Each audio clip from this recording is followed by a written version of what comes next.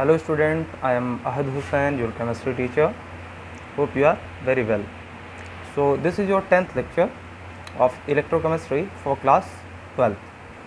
So we are covering galvanic cell, in which we have seen the salt bridge, concept of salt bridge. Okay, so salt bridge has already been seen by us. Okay, so what is salt bridge? An inverted U tube which contain thick solution. Okay, working of that salt bridge is to complete the circuit and neutralize the positively and negatively charged two half cells in a galvanic cells. Okay, चलिए, तो electrolyte आप लोगों ने अच्छे से समझ लिया है कि जो सॉल्ट ब्रिज है उसका काम क्या है.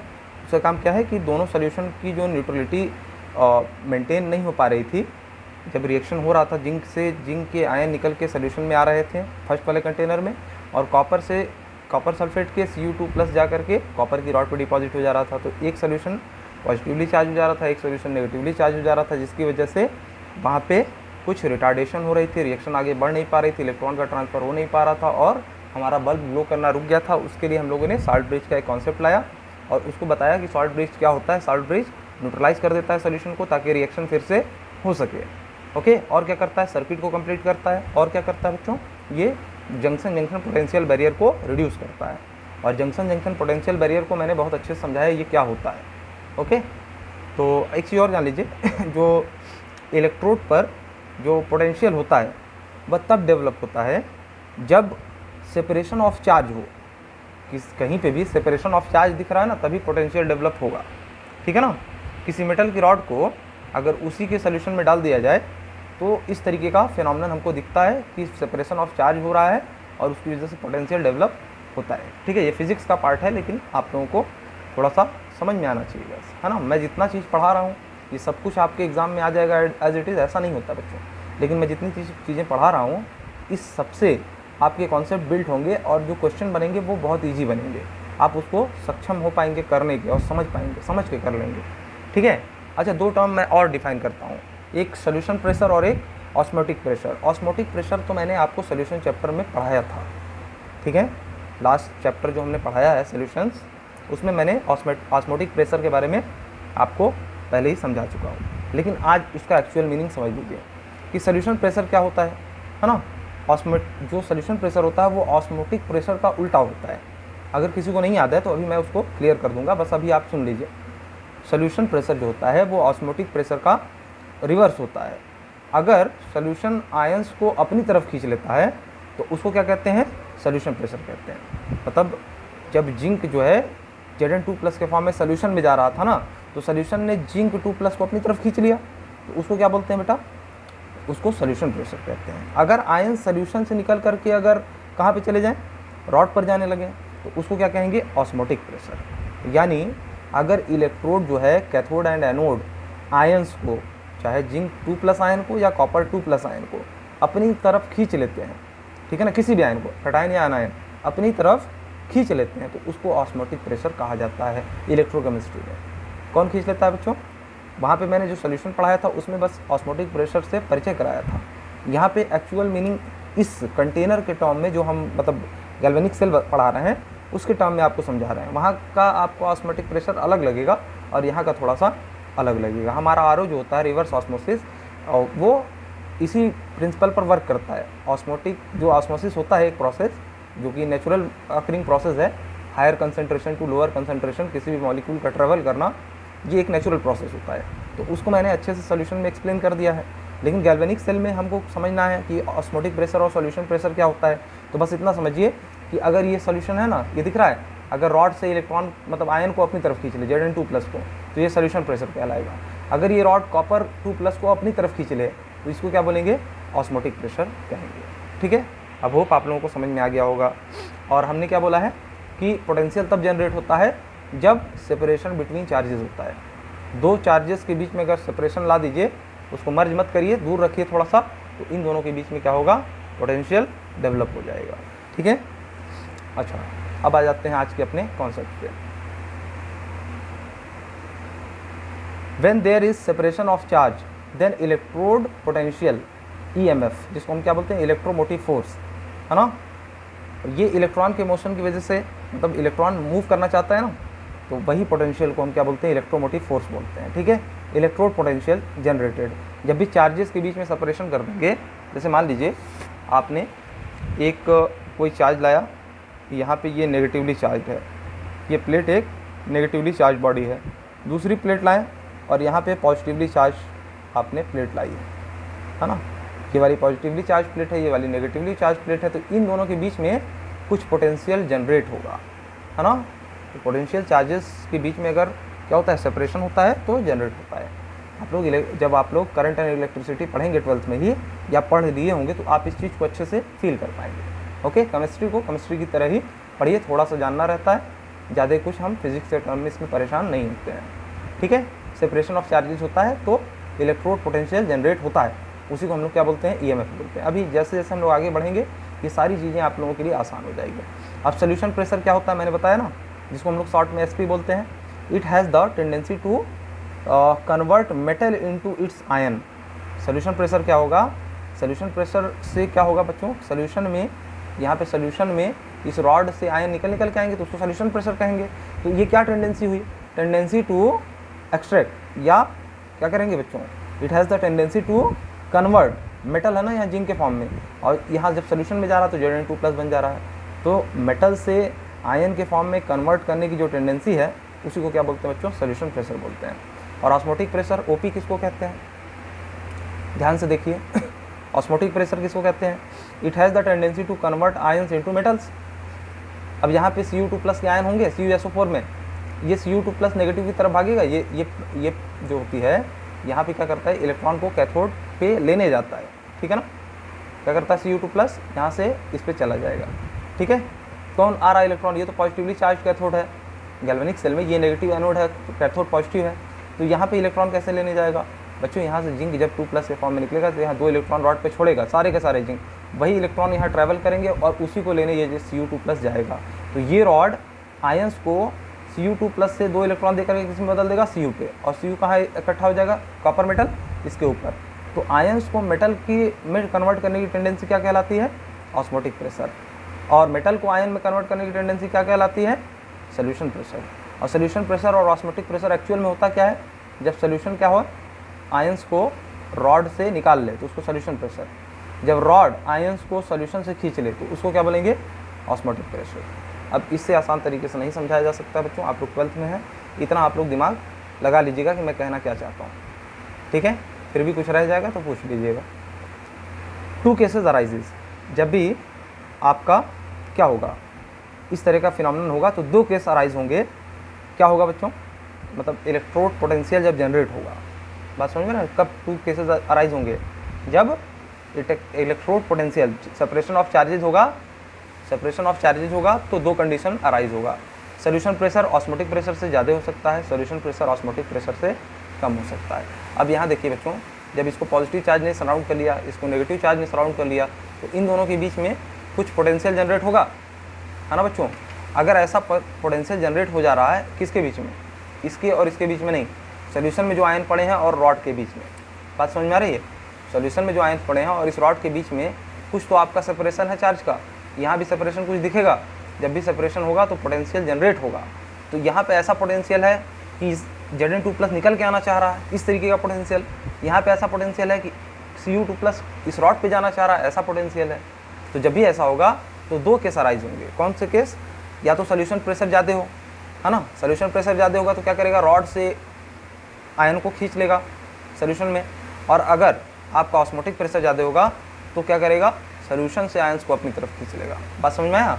तो जब भी सेपरेशन ऑफ चार्जेस होते हैं तो 2 केस अराइज होते हैं, या तो solution pressure is greater than osmotic pressure या solution pressure is less than osmotic pressure. Okay, अगर सोल्यूशन इज ग्रेटर देन, मतलब सोल्यूशन प्रेशर जो है ज़्यादा है ऑस्मोटिक प्रेशर से, ये वाला केस समझिए, इसको देख करके समझिए। 2 केस अराइज हो रहा है, देखिए ध्यान से, एक केस ये, एक केस ये। सोल्यूशन प्रेशर अगर ज़्यादा है ऑस्मोटिक प्रेशर से तो यहाँ पे देखिए जो आपका मेटल है वो क्या करेगा, वो अपने इलेक्ट्रॉन को डोनेट करके, जितना भी इलेक्ट्रॉन, मान लीजिए n इलेक्ट्रॉन डोनेट करता है तो उस पर Mn+ आ जाएगा। यानी अगर जिंक रख दें यहाँ तो जिंक जो है Zn2+ आएगा और 2 इलेक्ट्रॉन क्या करेगा, रिलीज़ कर लेगा। यानी कि जब सोल्यूशन प्रेशर ज़्यादा होता है ना तो वहाँ पे क्या होता है, ऑक्सीडेशन रिएक्शन होती है। बात समझ में आ रही है। यहाँ पे क्या हो जाएगा, ऑक्सीडेशन रिएक्शन हो जाएगा। जब मेटल जो है जीरो ऑक्सीडेशन स्टेट से कुछ पॉजिटिव में आ जाएगा तो उसका ऑक्सीडेशन हो गया, इलेक्ट्रॉन छोड़ दिया ना इस पे रॉड पे, तो इसका क्या हो गया, ऑक्सीडेशन हो गया। तो आप समझ जाएंगे जब solution pressure greater than osmotic pressure, मतलब ये रॉड अगर इसको खींचना चाहता, वैसे इस केस में खींचना नहीं चाहेगा, सोल्यूशन ही खींचना चाहेगा, बस इसके चार्ज को सराउंड करने लेने की वजह से ये खींच नहीं पा रहा है। लेकिन अगर फिर भी कुछ इसके पास टेंडेंसी है सोल्यूशन को इससे खींचने की, तो क्या होगा, इसका मतलब क्या है कि सोल्यूशन प्रेशर ऑस्मोटिक प्रेशर से ज़्यादा है। और इस केस में जब सोल्यूशन प्रेशर ज़्यादा होगा तो ऑक्सीडेशन हो जाएगा। तो ये क्या है, एक कंटेनर में होने वाला ऑक्सीडेशन है, जिसको हाफ ऑक्सीडेशन रिएक्शन कहेंगे। कंप्लीट रिएक्शन क्यों नहीं कहेंगे, जब किसी का ऑक्सीडेशन होता है तो रिडक्शन भी किसी न किसी का होना चाहिए, ठीक है ना। तो आप देखिए यहाँ पे जब solution pressure is less than osmotic pressure, मतलब सोल्यूशन से को यहाँ से आयन खींचेगा नहीं, उल्टे ये रॉड जो है आयंस को खींच लेगा। तो इसका मतलब क्या है, इस बार ऑस्मोटिक प्रेशर ज़्यादा है। जब ऑस्मोटिक प्रेशर ज़्यादा होगा तो मेटल का जो आयन होगा ना, वो इलेक्ट्रॉन ले करके मेटल में कन्वर्ट हो जाएगा। यानी इलेक्ट्रॉन ले रहा है, इसका क्या हो जा रहा है, रिडक्शन हो जा रहा है। इसलिए इस कंटेनर में क्या होगा, हाफ रिडक्शन रिएक्शन। यहाँ पे आयंस जो है पॉजिटिव है, वो इलेक्ट्रॉन ले करके क्या हो रहा है, रिड्यूस हो रहे हैं, तो रिडक्शन हो रहा ना बच्चों, इसलिए इसको हाफ रिडक्शन रिएक्शन कहेंगे। ठीक है, आपको पूरा फिगर के साथ समझा रहे हैं। अगर इतने पे भी नहीं समझ में आएगा बच्चों तो फिर कोई कुछ नहीं कर सकता। ठीक है, फिर भी आप लोग पूछिएगा, जो भी आपके डाउट रहेंगे मैं प्रयास करूँगा पूरा आपके डाउट को कंप्लीट करने के। जब सोल्यूशन प्रेशर ऑस्मोटिक प्रेशर से ज़्यादा है तो वेट ऑफ रॉड डिक्रीज करेगा। कैसे डिक्रीज करेगा, अब बच्चों सोल्यूशन प्रेशर ज़्यादा है, इससे जिंक के जो रॉड है उसमें से जिंक के आइटम निकल के आयन के फॉर्म में यहाँ आ रहा है, तो यहाँ पे जिंक की कमी आ जाएगी ना, तो उससे वेट घटेगा रॉड का। और जब क्या होता है, solution pressure is less than osmotic pressure, यानी ऑस्मोटिक प्रेशर ज़्यादा है, तो क्या करेगा ये रॉड जो है कॉपर के आयन को और यहाँ पे ले आएगा और 2 इलेक्ट्रॉन दे करके कॉपर मेटल में कन्वर्ट कर देगा, और ये रॉड क्या हो जाएगी, उसका वेट बढ़ता जाएगा। तो जब solution pressure is greater than osmotic pressure, rod का क्या है, वेट घटता है। जब solution pressure is less than osmotic pressure तो वेट इसका बढ़ता है, रॉड का। बात आपको अच्छे से समझ में आ गई होगी। ठीक है, अब देखिए जहाँ भी सेपरेशन होगा, आप यहाँ ले लीजिए सेपरेशन, आप यहाँ ले लीजिए सेपरेशन, यहाँ ले लीजिए, कहीं भी अगर चार्जेस का सेपरेशन हो रहा है किसी के बीच में, अगर यहाँ हो रहा है तो भी आपका क्या होता है, पोटेंशियल जनरेट होता है। ठीक है ना। चलिए, तो यहाँ पे कुछ क्या दिख रहा है आपको, नेगेटिवली चार्ज दिख रही बॉडी, ये रॉड क्या है, नेगेटिव चार्ज है। अब सोल्यूशन में नहीं सोचना इन दोनों में क्या है नेगेटिव, क्या है पॉजिटिव। अब इधर सोचिए, दूसरा केस आ गया, ये रॉड क्या है, नेगेटिव चार्ज है, ये रॉड क्या है, पॉजिटिव चार्ज है। जब गैल्वेनिक सेल बनाते हैं तो उसमें एनोड नेगेटिव होता है और कैथोड पॉजिटिव होता है, यानी ये नेगेटिव है ये पॉजिटिव है, इसके बीच में कुछ सेपरेशन दिख रहा है, सेपरेशन दिख रहा है तो पोटेंशियल जनरेट होगा, यानी separation of charges occur, therefore potential EMF, जिसको हम लोग क्या बोलते हैं शॉर्ट में ईएमएफ, पोटेंशियल को ही क्या बोलेंगे, इस केस में ईएमएफ बोलेंगे, इलेक्ट्रोमोटिव फोर्स जनरेट हो जाता है। तो यहाँ पे सेपरेशन ऑफ चार्ज दिख रही है, इससे क्या होगा, पोटेंशियल जनरेट होगा बच्चों। ठीक है, अच्छा अब देखिए ये हमारा क्या था, कंटेनर ZnSO4, जिंक सल्फेट का सोल्यूशन था इसमें और जिंक की ही रॉड डाली थी। यहाँ क्या था, कॉपर सल्फेट का सोल्यूशन था और कॉपर की ही इलेक्ट्रोड को डाला था। ठीक है ना। यहाँ पे क्या हो रहा है, जिंक अपने 2 इलेक्ट्रॉन छोड़ करके Zn2+ के फॉर्म में कन्वर्ट हो रहा है, यहाँ Cu2+ 2 इलेक्ट्रॉन लेकर के Cu में कन्वर्ट होकर के रॉड पे चला जा रहा है। ठीक है, इस केस में वेट घटता है, इस केस में रॉड का वेट बढ़ता है। वेट किसका, रॉड का। इसमें क्या है, solution pressure is greater than osmotic pressure है, इसमें क्या है, सोल्यूशन प्रेशर इज, मतलब ये खींचने की टेंडेंसी कम है, solution pressure is less than osmotic pressure, मतलब ये रॉड खींच लेगा आयंस को। ठीक है बच्चों, बात समझ में आ गई होगी आपको। अब एक चीज़ आप जान लीजिए कि जो सेल का ईएमएफ होता है, इलेक्ट्रोमोटिव फोर्स या जो पोटेंशियल है सेल का टोटल, देखिए कुछ पोटेंशियल इसका होगा, कुछ पोटेंशियल इसका होगा, दोनों का पोटेंशियल मिला करके जो उसका डिफरेंस आता है वही क्या होता है बच्चों, वही तो आपका पोटेंशियल डिफरेंस हुआ ना, वही उतना ही वोल्ट तो हमारा आंसर आएगा। चलिए देखिए, सेल का जो ईएमएफ है वो क्या होता है, जो यहाँ पर एनोड पर क्या हो रहा है, आपका ऑक्सीडेशन हो रहा है, तो ऑक्सीडेशन पोटेंशियल का जो ईएमएफ है, मतलब इस वाले सेल का जो ईएमएफ है, और रिडक्शन जहाँ पे हो रहा है मतलब कैथोड पर, तो इस वाले का जो ईएमएफ है, दोनों को आप सम कर देंगे तभी तो पूरे सेल का क्या आ जाएगा, ईएमएफ आ जाएगा। बात समझ में आ रही है।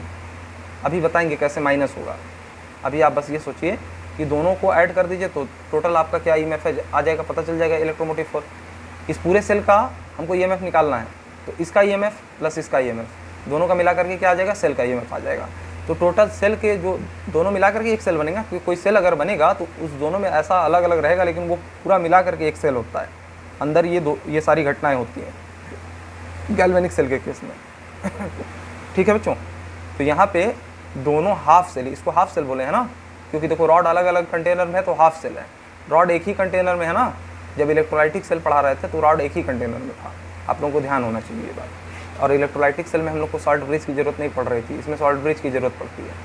अभी देखिएगा, तो जब सेल का पूरा ईएमएफ निकाला जाएगा तो इसके ऑक्सीडेशन पोटेंशियल वाला ईएमएफ जो होगा और इसके रिडक्शन पोटेंशियल वाला जो ईएमएफ होगा, दोनों को जोड़ दीजिए, आपका सेल का ईएमएफ निकल आएगा, है ना। और हम लोग एक चीज़ जानते हैं कि जो ईएमएफ होता है ऑक्सीडेशन पोटेंशियल, मान लीजिए इसका ऑक्सीडेशन पोटेंशियल अगर हम बताएं कि कुछ है तो उसका रिडक्शन पोटेंशियल क्या होता है, उतना ही नेगेटिव। मान लीजिए इसका ऑक्सीडेशन पोटेंशियल 2 वोल्ट है या 0.76 वोल्ट है, अगर इसका ऑक्सीडेशन पोटेंशियल 0.76 है तो रिडक्शन पोटेंशियल -0.76 हो जाएगा।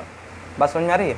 तो जो ऑक्सीडेशन पोटेंशियल होता है उसी का नेगेटिव जो होता है वो रिडक्शन पोटेंशियल होता है, या यूँ कहें कि जो रिडक्शन पोटेंशियल होता है उसका नेगेटिव जो होता है वो ऑक्सीडेशन पोटेंशियल होता है। अगर इसको नेगेटिव करेंगे तो इसको पॉजिटिव करना पड़ेगा, इसको पॉजिटिव कर देंगे तो नेगेटिव इधर चला आएगा। बात समझ में आ गई बच्चों।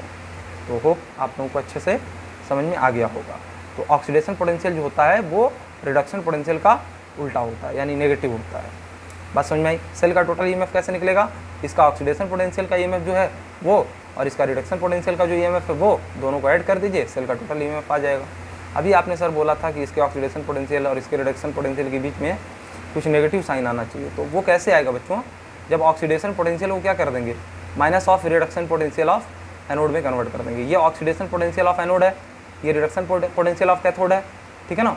तो इन दोनों के समेशन से क्या आ रहा है, टोटल सेल का ईएमएफ आ रहा है ना। अब टोटल सेल का ईएमएफ हम इस तरीके से भी निकाल रख सकते हैं, यहाँ पे ई जो ईएमएफ है ऑक्सीडेशन पोटेंशियल वाला, मतलब इसका जो है उसको हम माइनस ऑफ आरपी मतलब रिडक्शन पोटेंशियल में बदल सकते हैं। इसको माइनस ओपी की जगह बस आरपी लिख देंगे, यहाँ माइनस लगा देंगे, और ये आरपी जो होगा रिडक्शन पोटेंशियल ऑफ कैथोड, और ये जो आरपी है reduction potential of anode, minus में चला जाएगा ये वाला। इसको लेफ्ट साइड लिख देंगे, इसको राइट साइड लिख देंगे, और क्या बता देंगे, E of cell is equal to reduction potential of cathode minus reduction potential of anode. समझ में आई। इसको माइनस में कैसे कन्वर्ट करेंगे, जैसे ही माइनस में कन्वर्ट करेंगे ये ऑक्सीडेशन पोटेंशियल से रिडक्शन पोटेंशियल में कन्वर्ट हो जाएगा। चलिए बच्चों, अभी अगर फिर भी नहीं समझ में आया हो तो थोड़ा पेशेंस रखिएगा, ठीक है। बस ये ध्यान रखिए कि जो ऑक्सीडेशन पोटेंशियल होता है वो रिडक्शन पोटेंशियल का उल्टा होता है। और हम ये बात कर चुके हैं कि ऑक्सीडेशन पोटेंशियल ऑफ एनोड किसके बराबर होगा, रिडक्शन पोटेंशियल ऑफ एनोड के माइनस के बराबर। यहाँ बस माइनस लगा दीजिए तो ये क्या हो जाएगा, रिडक्शन पोटेंशियल हो जाएगा, और ये एनोड का एनोड ही रहेगा, रॉड नहीं बदलेगी ना बच्चों। हम क्या कर रहे हैं, बस ऑक्सीडेशन और रिडक्शन के टर्म में बात कर रहे हैं। तो जो ऑक्सीडेशन पोटेंशियल होता है उसी का नेगेटिव जो ले लेंगे हम, क्या हो जाएगा, वो रिडक्शन पोटेंशियल हो जाएगा। और हमारी सारी की सारी जो इलेक्ट्रोकेमिकल सीरीज़ है वो किस बेसिस पे थी, रिडक्शन पोटेंशियल के बेसिस पे थी। नीचे जाने पे क्या हो रहा था, रिडक्शन पोटेंशियल बढ़ रहा था, जो एलिमेंट ऊपर थे उनका रिडक्शन पोटेंशियल कम था। इसका मतलब क्या ज़्यादा था, ऑक्सीडेशन पोटेंशियल ज़्यादा था। जब हमने आपको इलेक्ट्रोकेमिकल सीरीज पढ़ाई थी तो ये चीज़ आपको समझाई थी कि नीचे जाने पे क्या बढ़ता है, रिडक्शन पोटेंशियल बढ़ जाता है। ठीक है बच्चों, तो हम लोग फार्मूले को देखिए यहाँ पे लिख लिए हैं। जब हमने ये वाला फार्मूला देखा था, E of cell is equal to oxidation potential of anode plus reduction potential of cathode. यहाँ पे रिडक्शन हो रहा है तो इसका रिडक्शन पोटेंशियल ले लिए, यहाँ ऑक्सीडेशन हो रहा था, इसमें जिंक निकल के आ रहा था ना Zn2+ के फॉर्म में, तो यहाँ ऑक्सीडेशन हो रहा था, तो एनोड का हमने क्या लिया था, ऑक्सीडेशन पोटेंशियल, दोनों को सम किया और इसको हमने क्या कर दिया, बस ई ऑफ ऑक्सीडेशन पोटेंशियल, मतलब जो एनोड पर ऑक्सीडेशन हो रहा है उसका कितना पोटेंशियल, उसको माइनस में बदल दीजिए तो वो रिडक्शन पोटेंशियल में बदल जाता है। इसको ऐसे ही छोड़ दिया, इसको रिडक्शन पोटेंशियल में कन्वर्ट कर दिया, तो क्या हो गया, reduction potential of cathode minus reduction potential of anode. बात समझ में आई। उसी फॉर्मूले को एज इट इज़ यहाँ पे लिख दिया गया है। देखिए, जब हम जान रहे हैं कि जो ऑक्सीडेशन पोटेंशियल ऑफ एनोड होगा वो minus of reduction potential of anode के बराबर है, तो आप इसको जो ऑक्सीडेशन पोटेंशियल ऑफ एनोड था उसकी जगह आपने नेगेटिव लगा दिया, बस यहाँ पे हमने इधर कन्वर्ट कर दिया, लेफ्ट को राइट में, राइट को लेफ्ट में लिख दिया। बात समझ में आए। तो ई ऑफ सेल क्या हो गया, reduction potential of cathode minus reduction potential of anode. अब समझ में आया माइनस क्यों लगा था। चलिए, it means if reduction potential of any cell is +2 then oxidation potential will be -2। अगर किसी का रिडक्शन पोटेंशियल +2 है तो ऑक्सीडेशन पोटेंशियल -2 होगा। अब आप ये सोचिए कि अगर किसी का रिडक्शन पोटेंशियल -2 होगा तो ऑक्सीडेशन पोटेंशियल कितना होगा, ऑटोमेटिकली 2 हो जाएगा। बात समझ में आ गई होगी बच्चों। चलिए अब हम लोग थोड़ा सा बात कर लेते हैं इलेक्ट्रोकेमिकल सेल के बारे में। क्या होता है इलेक्ट्रोकेमिकल सेल, क्या होता है? तो बच्चों जो हम लोग पढ़ चुके हैं वही इलेक्ट्रोकेमिकल सेल होता है। ठीक है, क्या होता है सर? जैसे इलेक्ट्रोलाइटिक सेल और गैल्वेनिक सेल दोनों को कंबाइन वे में हम क्या बोलते हैं? इलेक्ट्रोकेमिकल सेल बोलते हैं। बात समझ में आ रही होगी आपको। ठीक है, अब इलेक्ट्रोलाइटिक सेल कैसा था? एक ही कंटेनर में दोनों रॉड को डिप किए थे। यहाँ पे एनोड पॉजिटिव था इलेक्ट्रोलाइटिक में और कैथोड नेगेटिव था। ठीक है, और गैल्वेनिक में क्या है? दो अलग अलग कंटेनर यूज किए हैं। यहाँ पे एनोड नेगेटिव है और कैथोड पॉजिटिव है। लेफ्ट और राइट साइड में आप मिला लीजिए, दोनों में थोड़ा सा डिफरेंस दिख रहा होगा आपको। ठीक है, चलिए अब आ जाइए। जो गैल्वेनिक सेल है इसको मैंने पहले भी बता दिया, लेकिन एक ही चीज़ को अलग अलग तरीके से बताने का मतलब ये है कि कॉन्सेप्ट आपका दिमाग में बैठ जाए, आपको बार बार रिवाइज ना करना पड़े। हम लोग क्वेश्चन आंसर में जब मूव करें तो आपको चीज़ें समझ में आनी चाहिए। तो गैल्वेनिक सेल में क्या होता है? केमिकल एनर्जी किस में चेंज होती है? इलेक्ट्रिकल एनर्जी में। यानी कोई केमिकल रिएक्शन होती है उसको हम लोग इलेक्ट्रिकल एनर्जी में, मतलब इलेक्ट्रिसिटी उससे बना लेते हैं, जनरेट कर लेते हैं। ठीक है, तो केमिकल रिएक्शन हुई, हीट प्रोड्यूस हुई, हीट को हमने किस में चेंज कर लिया? इलेक्ट्रिकल एनर्जी में। हम जानते हैं हीट को हम लोग इलेक्ट्रिकल एनर्जी में चेंज कर सकते हैं। थर्मल पावर प्लांट्स आप लोगों ने नाम सुना होगा, 10th से ही पढ़ रहे होंगे, है ना? 10th में आपने फिजिक्स पढ़ा होगा, तो थर्मो पावर प्लांट के बारे में आप लोग जानते होंगे कि उसमें पानी का कुछ रहता है और कंटेनर को हीट करते हैं, लगातार हीट करते हैं, उसमें से क्या निकलता है? स्टीम निकलती है, स्टीम जाती है और इसको रोटर लगा होता है एक, क्या बोलते हैं उसको बच्चों? हाँ, वो पंखे का टाइप का कुछ लगा होता है बच्चों, वो घूमता है और वो घूमता है तो मैग्नेटिक फ्लक्स में चेंज आता है। मैग्नेटिक फ्लक्स में जब भी मैग्नेटिक फील्ड में उसके फ्लक्स में चेंज आता है तो करंट जनरेट हो जाती है, मतलब इलेक्ट्रिसिटी बन जाती है। बात समझ में आई होगी बच्चों। आप लोगों ने 10th में ये पढ़ा होगा, फ्लेमिंग लेफ्ट हैंड रूल भी आप लोगों ने पढ़ा होगा, ये सारी चीज़ें आप लोग जानते होंगे। ठीक है ना? तो मैग्नेटिक फील्ड अगर मैग्नेटिक फ्लक्स में चेंज आता है ना तो इलेक्ट्रिसिटी वहाँ पे जनरेट हो जाती है। और मैग्नेटिक फ्लक्स में जो बार बार चेंज लाने का ऐसा सेटअप बनाते हैं उसके लिए हमको हीट करने की ज़रूरत पड़ती है। तो हीट करने से क्या होता है बच्चों? कुछ ऐसा सिस्टम लगा लेते हैं, मैग्नेट टाइप का लगा लेते हैं, उसमें लगातार मैग्नेट के आसपास ऐसे फ्लक्स चेंज होता है। अब जब चेंज होता है तो क्या होता है?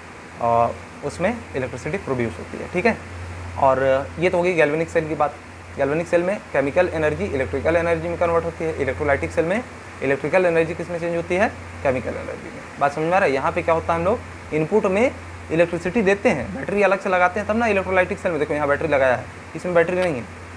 इलेक्ट्रोलाइटिक सेल में हम क्या करते हैं बच्चों? बैटरी लगा देते हैं। बैटरी लगाएंगे तब जा कर के ये कंटेनर में रिएक्शन होगी।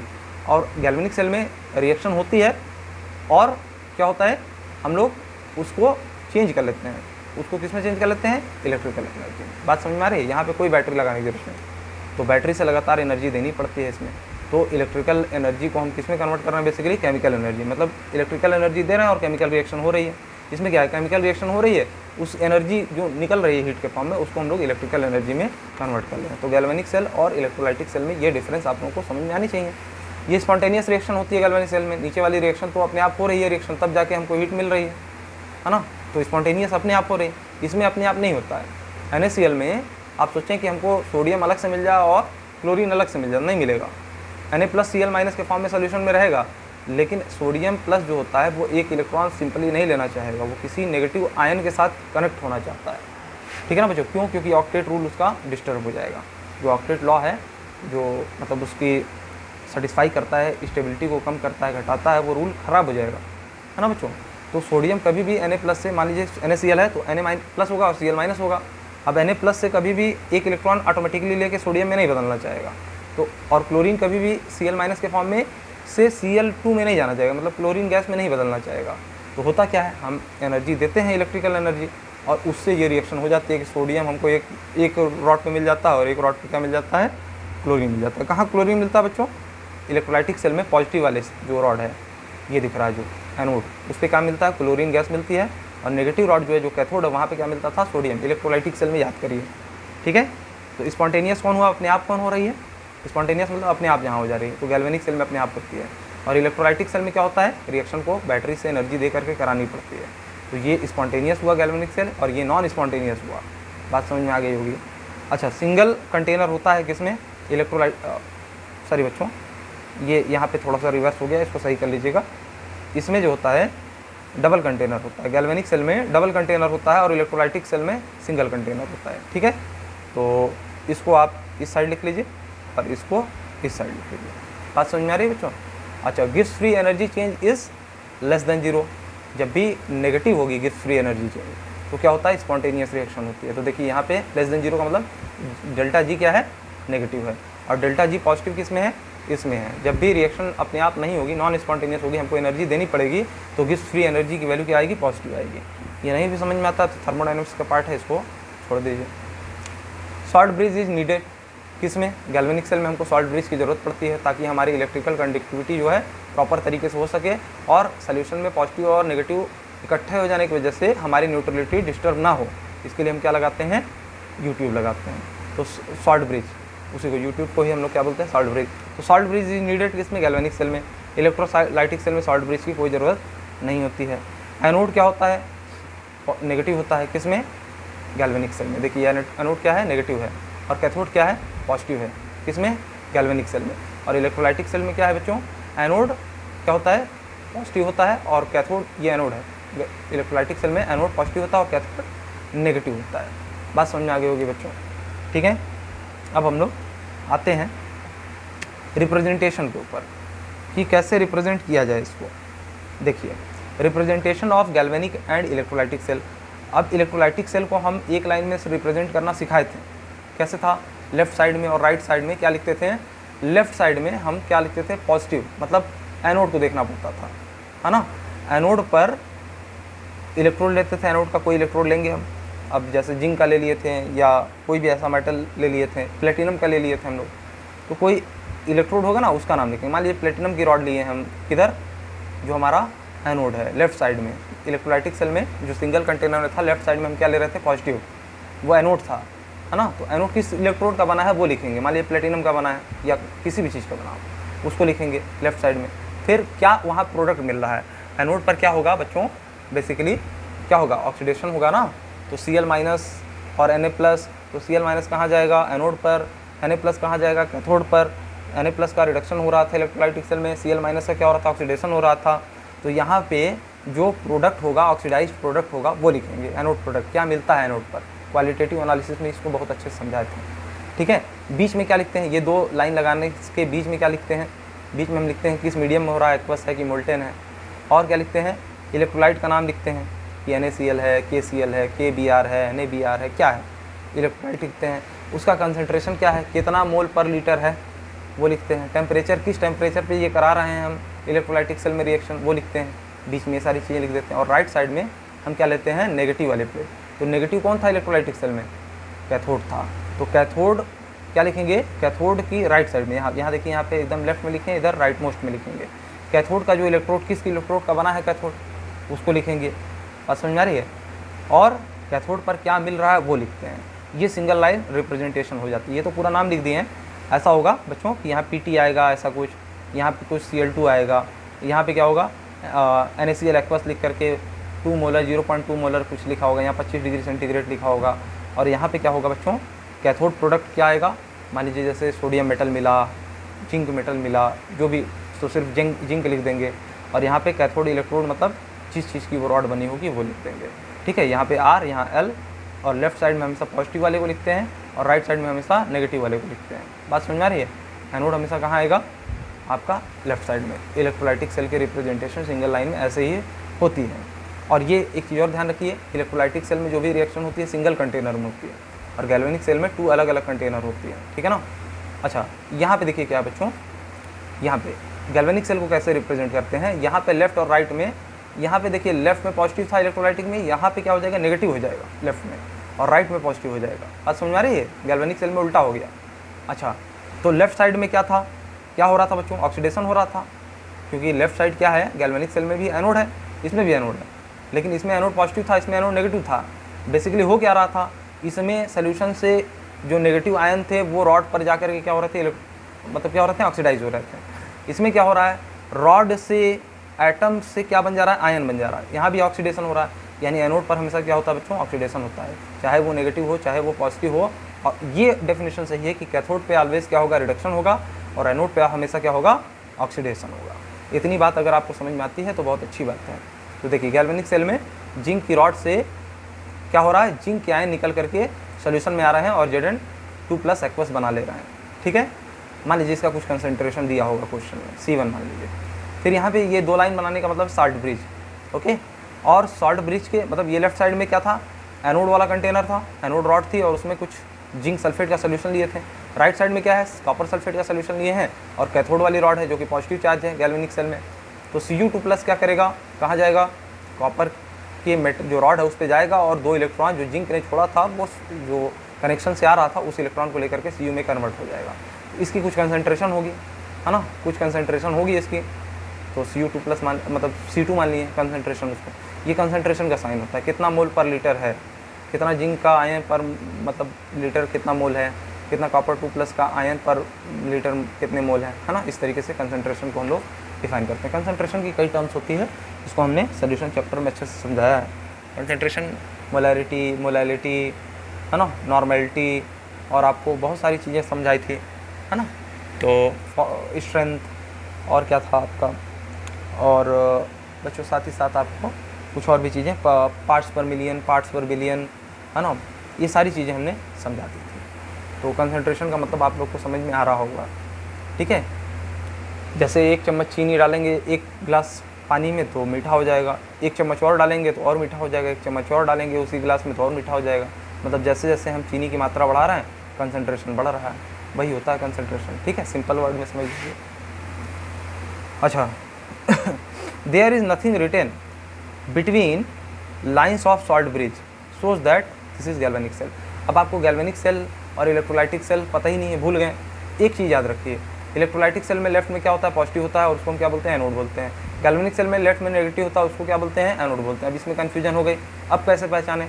यहाँ पे देखिए बच्चों, ये दोनों लाइन दिख रहा है, ये दोनों लाइन दिख रहा है, यहाँ पे बीच में कुछ लिखा रहता है इलेक्ट्रोलाइटिक सेल में, और गैल्वेनिक सेल में इस लाइन के बीच में कुछ नहीं लिखा होता है। ये बेसिकली क्या समझाता है कि सॉल्ट ब्रिज है। ये बात समझ में आई, ये क्या समझाता है, सॉल्ट ब्रिज है। ये क्या दिखाता है कि इलेक्ट्रोड पे कौन सी रिएक्शन हो रही है, ठीक है ना। ये लेफ्ट साइड वाले इलेक्ट्रोड पे क्या हो रहा है, ये राइट साइड वाले इलेक्ट्रोड पे क्या हो रहा है, वही ये चीज़ दिखाता है, ये 2 लाइन जो बनाया है। और ये क्या दिखाता है, सॉल्ट ब्रिज को दिखाता है, ठीक है। चलिए अब थोड़ा सा EMF को एक बार और समझा देते हैं, फिर इस लेक्चर को एंड कर देते हैं। मेरा नेक्स्ट लेक्चर जो होगा, अब बच्चों यहाँ से आप लोग को न्यूमेरिकल्स की तरफ मुड़ जाएंगे आप, है ना। तो आप लोग अब जो है बहुत पेशेंस रखेंगे और बहुत ध्यान से समझेंगे। छोटा सा ये एक बार और समझा दे रहे हैं क्योंकि ये कॉन्सेप्ट जो है थोड़ा इंपॉर्टेंट भी है, और अगर ये नहीं समझ में आए तो आप समझ लीजिए कुछ नहीं समझे। यही तो मेन था, यही समझाने के लिए तो इतनी चीज़ें समझाई है। अब देखिए EMF जानते हैं, सेपरेशन ऑफ चार्जेस होगा तो EMF जनरेट होगा, है ना। इलेक्ट्रोमोटिव फोर्स यानी पोटेंशियल कब जनरेट होता है, जब सेपरेशन ऑफ चार्जेस होती हैं। तो एक रॉड क्या है, पॉजिटिवली चार्ज है, एक रॉड क्या है, नेगेटिवली चार्ज है, ठीक है। तो दोनों का कुछ अपना पोटेंशियल होगा।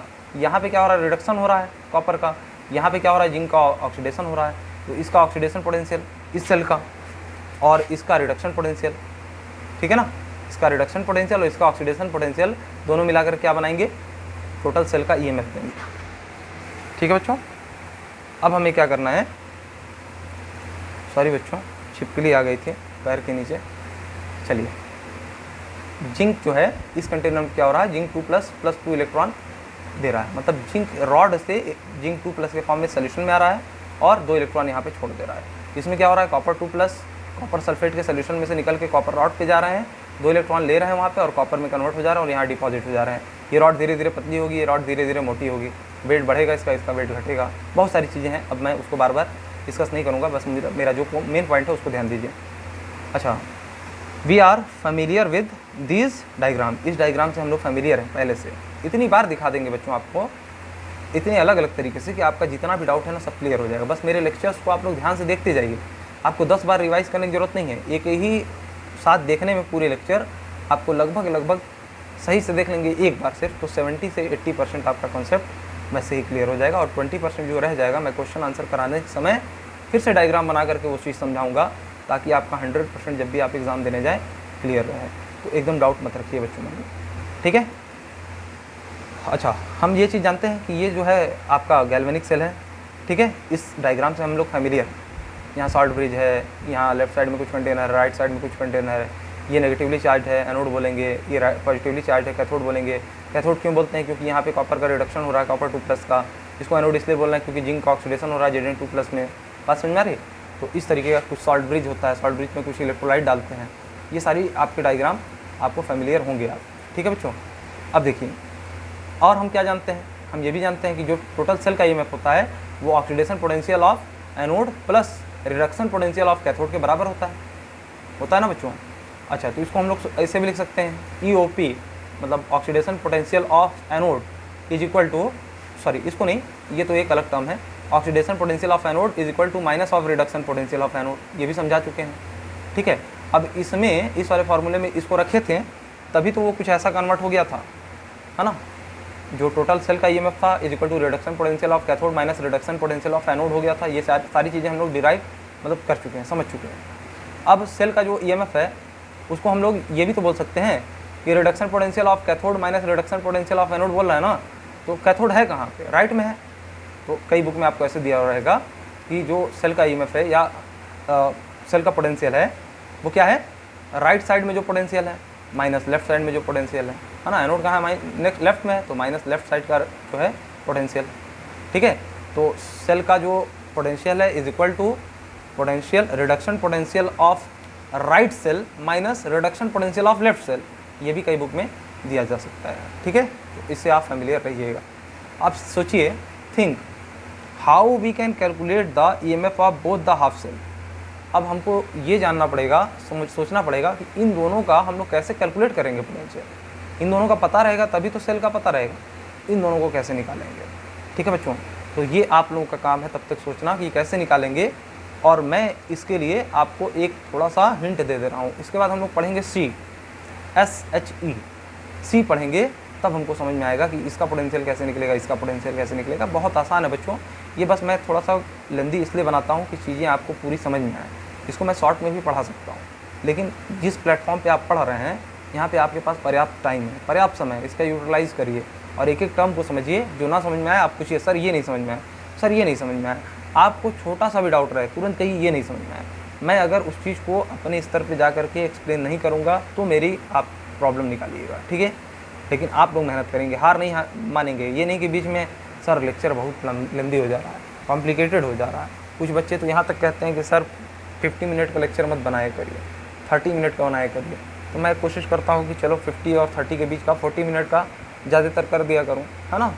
तो ठीक है बच्चों, मैं भी जानता हूँ कि लगातार 50 मिनट 60 मिनट इतना जो है आप लोगों के पास पेशेंस रख पाना बहुत बड़ी बात है ना, क्योंकि आपको सब कुछ देखना है, फिजिक्स केमिस्ट्री मैथ्स या फिजिक्स केमिस्ट्री बायो।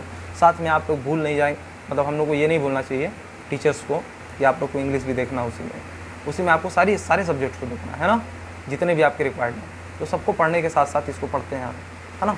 तो इसको जितना आसान हम कर दें आपके लिए वो ज़्यादा बेहतर है। लेकिन यूट्यूब पे मैं जब पढ़ा रहा हूँ, आपको इस प्लेटफॉर्म पे पढ़ा रहा हूँ, तो इस प्लेटफॉर्म पे मैं पूरी कोशिश करूँगा कि जो आपको 100% कॉन्सेप्ट मिल सके। ऐसा ना रहे कि आप सिर्फ क्वेश्चन जान रहे हैं लगाना और आपको टर्म पता ही नहीं क्या होता है। क्वेश्चन तो इसका लगाना बाएं हाथ का खेल है बच्चों। आपको एग्जाम में क्या करेगा, ये 2 वैल्यू दे देगा, एक वैल्यू इसकी पूछ लेगा, या ये 2 वैल्यू दे देगा इसकी पूछ लेगा, या ये दोनों दे देगा इसकी पूछ लेगा। अगर मैं डायरेक्ट ये बोल देता और आपको करा देता तो भी आप क्वेश्चन तो लगा ही लेते हैं, है ना। लेकिन कॉम्प्लिकेटेड थोड़ा सा प्रॉब्लम अगर दे देता तो आप समझ ही नहीं पाते और फंस जाते हैं। अब मैं जब क्वेश्चन कराऊंगा ना बच्चों, तो कितना भी कॉम्प्लिकेटेड उठा करके आपको कराऊंगा, आप लोग 100% उसको करने में मतलब समझने में कैपेबल रहेंगे। अभी तो कर नहीं पाएंगे क्योंकि बिना एक्सपीरियंस के कोई डायरेक्टली क्वेश्चन नहीं लगा पाता है। ठीक है, तो आगे आप लोग थोड़ा सा और कॉन्सेप्ट है, सी वगैरह का कॉन्सेप्ट अच्छे से समझ लीजिए, फिर हम लोग क्वेश्चन आंसर पे मूव कर जाएंगे और आपका चैप्टर जो है थोड़े बहुत टॉपिक और रह जाएंगे जिसको मैं कवर करा दूँगा। ठीक है बच्चों, थोड़ा लेंदी बनाऊँगा, हर चीज़ कवर कराऊँगा। कुछ आपका सिलेबस रिड्यूस हुआ है, उससे आप टेंशन मत लीजिए कि सर ये रिड्यूस हो गया, ये रिड्यूस हो गया, ये हो गया, वो हो गया। बच्चों ये यूट्यूब है, आप जो अभी पढ़ेंगे वो आपकी पूरी लाइफ काम आएगा। ऐसा नहीं है कि आपने यहाँ पे पढ़ाई कर ली तो वो यहीं के लिए है बस, नहीं। आप आगे जब भी पढ़ाई करेंगे, पूरी लाइफ का मतलब जब तक आप पढ़ाई करते रहेंगे, आप आगे जब भी पढ़ाई करेंगे तो ये सारी चीज़ों का यूज फिर से आएगा। फिजिक्स और केमिस्ट्री आपस में रिलेटेड है बच्चों। आगे चल के आप फिर क्या है, कोई भी मतलब आप इंजीनियरिंग कर रहे हैं, BSc कर रहे हैं, IIT की प्रिपरेशन कर रहे हैं, नीट की प्रिपरेशन कर रहे हैं, या आगे कुछ और आपका करने का प्लान है, तो आपके 12th लेवल के जो भी कॉन्सेप्ट पढ़े हुए हैं ना, वो सारे कहीं ना कहीं आपको काम आएंगे। आप इस चीज़ को दिमाग में बैठा लीजिए। ठीक है, तो मुझे पढ़ाने दीजिए, इस तरीके से पढ़ा रहा हूँ। आप ये बिल्कुल मत कहेंगे सर ये रिड्यूस हो गया है, इसको छोड़ दीजिए। अगर आप लोगों को ऐसा लगता है कि छोड़ देना चाहिए तो वो लेक्चर जो मैं बना रहा हूँ उसको आप स्किप कर दीजिए। ठीक है, लेकिन आप देख लीजिएगा बच्चों, वो आपको कॉन्फिडेंट नहीं आ पाएगा। अगर मैं टॉपिक को स्किप कर देता हूँ, पूरा चैप्टर जो कंप्लीट हटा दिया गया है, उसको मैं नहीं पढ़ाऊँगा, उसको मैं हटा दूँगा। लेकिन कुछ टॉपिक बीच में अगर वो रिड्यूस कर रहा है तो मैं वो नहीं छोड़ूंगा बच्चों। वो आपकी जिम्मेदारी है, आप पढ़ते हैं या नहीं पढ़ते हैं वो आपके ऊपर है। ठीक है, तो पढ़ाई करते रहिए। धन्यवाद।